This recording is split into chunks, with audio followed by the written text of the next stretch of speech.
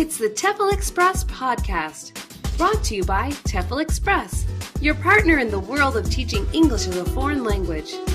For all the latest and greatest in the world of TEFL training and materials, please visit our website at teflexpress.co.uk. Enjoy the show!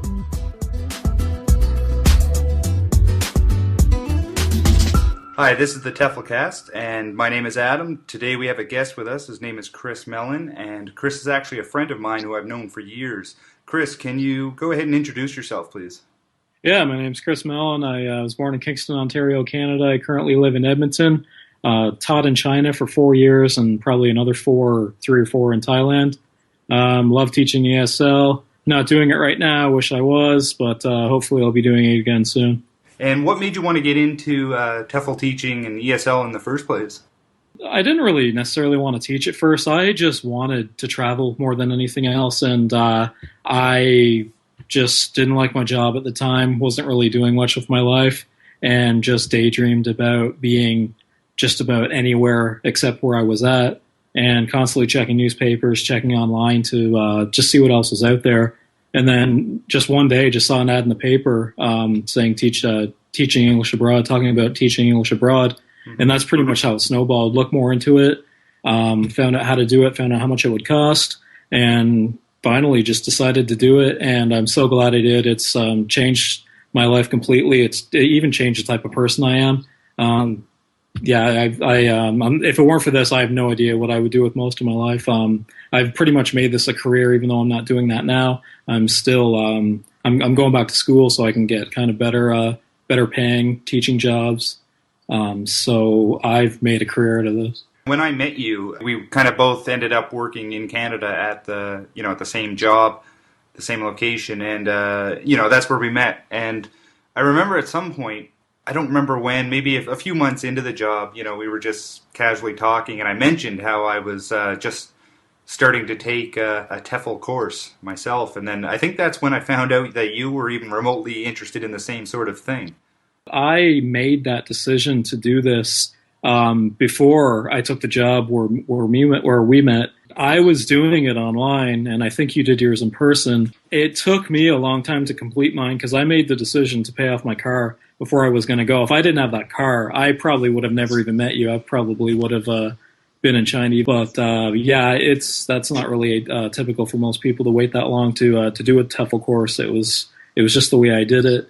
Probably took me a year and a half, if you can believe that, to do the course. Just because I didn't see a rush to doing it, because I had another 2 years left on the lease of my car, which looking back, I don't know why I really did that, but I was in my 20s and felt like it was a responsible thing to do. But that's a common thing with most people doing a TEFL course and then deciding where and when to go, is to just wrap up odds and ends at home. And those are mine. A lot of people need to sell houses or figure out what to do with pets or whatever it may be. So that's it's totally normal for people getting into teaching. But would you say this is in your life, having to pay off the car, having to get things in line before you left, would you say that was a very good benefit then of doing an online course as opposed to like what I did, an in-person, in-classroom course? I don't really know. Like I didn't do the course in class, and right. Had I did that, I'd have to go to another city because the town where we lived, I don't think offered services at the time.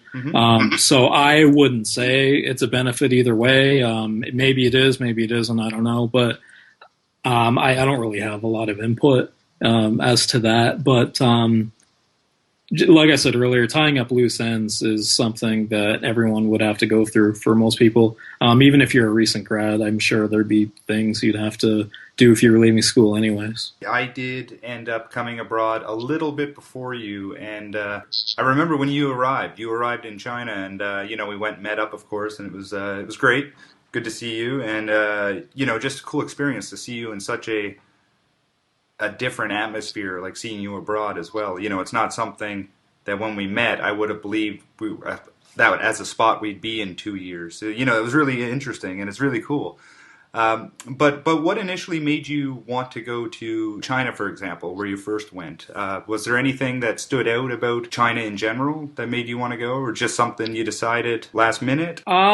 Basically, the reason I went to Beijing is because you live there. And I knew if everything went horribly wrong, at least I'd have two friends, you and Tasha. Right. So I looked at that as a benefit. But I didn't know anything about China before I left there, or before I left Canada to go there. Mm-hmm. The reason I chose it is because there were a lot of jobs that had a higher salary than other countries. Right. And it seemed a lot of sites advertised China as being a good place to start regardless. So that's why I decided to go there.